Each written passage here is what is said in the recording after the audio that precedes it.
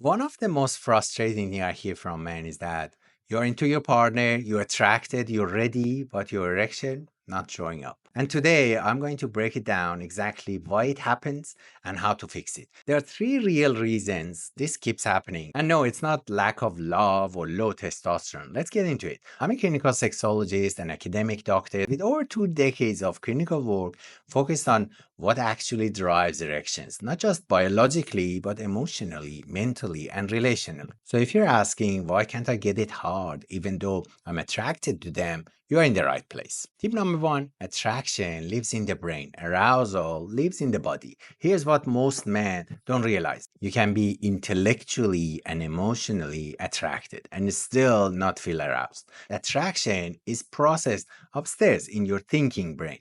You admire them, you love their laugh, you think they're beautiful, but erection, they live in the feeling brain, in the body. And if there's a block, stress, anxiety, pressure, fear of disappointing them, your body says, no, not safe, not now. I have clients tell me she's exactly my type. She turns me on, but every time when we get physical, it's like my body betrays me.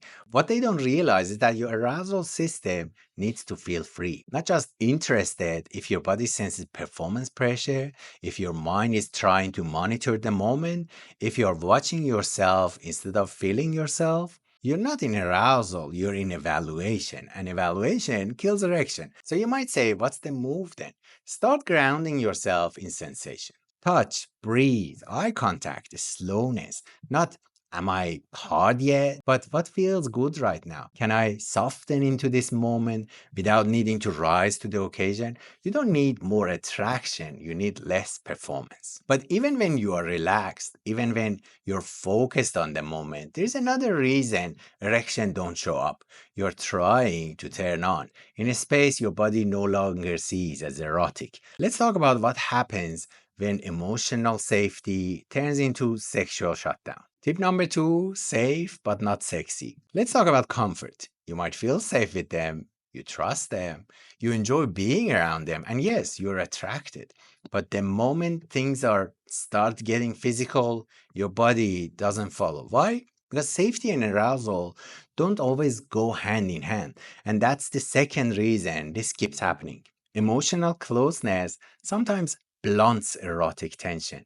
When relationship is built on routine, comfort, and predictability, that's beautiful. But for many men, that closeness become non-erotic. You're emotionally connected, but sexually flatlined. This shows up especially in long-term relationships or when the vibe starts feeling like teammate, co-parents, best friends, even roommates. Now, don't get me wrong, emotional safety is essential for great sex. But if you're always close, always available, always familiar, there's no spark, no polarity, no edge. Erotic desire thrives on a tiny bit of mystery, on anticipation, play, a moment of tension, not just tenderness. And if that edge is gone, your body won't activate, even if your heart is still in it. It's like your favorite comfort food. You love it, it's familiar, it makes you feel good, but you don't crave it every single day. Now, imagine trying to force yourself to feel intense hunger for that food on demand, every time, same setup. That's what long term sex without novelty or polarity feels like for your body. So now you might ask what to do. Start by shifting the dynamic. Break routine. Flirt again, not out of obligation. Do something unexpected. Create a little distance. Leave a cheeky note. Change the timing, change the lighting, change the vibe. Tiny disruption restore polarity, and polarity rebuilds erotic energy, even with someone you deeply know. But even when the attraction is real and you've broken the routine, there's a deeper block that still shuts things down. One that starts in your head, live in your chest, and sabotage you right before the moment even begins. Let's talk about fear, specifically fear of disappointing them and how it steals your erection before you've even tried. Tip number three, fear of disappointment kills desire. Okay, now we get into the heart of it. The thing most men never say out loud, but feel deeply inside. What if I can't satisfy her? What if I lose it again? What if she thinks something's wrong with me? This is performance fear. But deeper than that, it's a fear of disappointing someone you care about. You want it to go well. You want them to feel good. You want to show up fully as a man, a lover, a partner, but that pressure doesn't motivate arousal, it chokes it. You're not present in your own body, you're monitoring yourself. Is it working yet? Did she notice that I lost it for a second? Am I taking too long to get hard? And here's the brutal irony: the more you try to perform, the less you feel. And the less you feel, the less your body responds. You're no longer turned on, you're testing yourself. You're not in the experience, you're narrating it in your head. And sex becomes something to get through, not something to enjoy. Reframe that, change the game. Instead of trying to prove something with your erection, shift your focus to shared experience. What if the goal wasn't trying to stay hard, but to stay connected?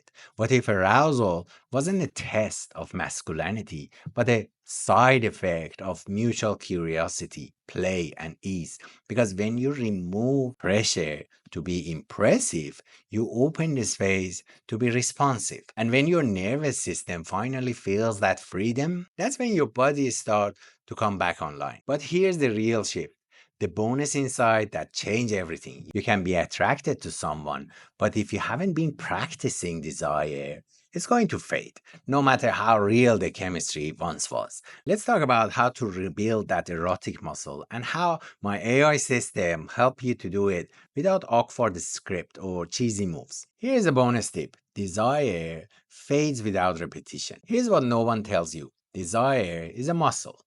If you don't use it, you lose it. Not because you're broken, not because you're not attracted, but because you haven't been practicing turn on. We live in a culture that teaches men sex is supposed to be spontaneous. Erections should just happen. If you're really into someone, your body will always respond. That's a myth. And honestly, it set you up to fail. Because real intimacy, real arousal, take repetition. Just like going to the gym.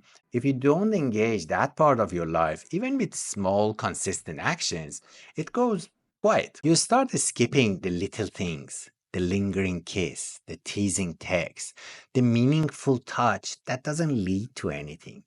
And your erotic connection isn't dead, it's just asleep. And here's the fix: start retraining your turn on outside the bedroom. Create moments of flirtation, mystery, closeness, fun before you even get naked. And if that sounds overwhelming to do on your own, I've created a 30-day AI powered intimacy system. You will get daily, authentic reminder to help you reconnect, not just physically, but emotionally. No cheesy line, no awkward homework, just real prompts for appreciation, touch, reflection, and a spark.